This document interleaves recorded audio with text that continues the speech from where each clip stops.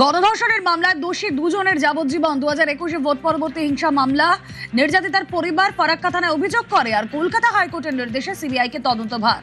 গণধর্ষণ, অপহরণ ও পক্সো আইনে মামলা রুজু। আর তারপর জানাবেন অমিত রয়েছেন সঙ্গে। অমিত, করিম শেখ এবং সৈয়দ তাজজন এই দুজনকে গতকাল দোষী সাব্যস্ত করা হয়েছিল নাবালিকা গণধর্ষণ, অপহরণ এবং যৌন নির্যাতনের মামলায়। এবং জানিয়ে রাখবো 2021 সালে ভোট পরবর্তী হিংসা সংক্রান্ত যে মামলা, 18 জুন ফরাক্কা থানা এলাকার এই ঘটনা, সেই ঘটনায় ফরাক্কা থানাতে অভিযোগ দায়ের করা হয়েছিল পরিবার তরফ তদন্ত করে। সেক্ষেত্রে গণধর্ষণের ধারা, অপহরণ এবং পক্সো ধারা 6 নম্বর ধারাতে কিন্তু চার্জশিট দেওয়া হয় সিবিআই তরফে। ট্রায়াল করে এবং ট্রায়াল শেষে গতকাল সাব্যস্ত করে আজকে যাবজ্জীবন কারাদণ্ডের নির্দেশ দিয়েছে জঙ্গিপুর পক্সো আদালত। ওকে।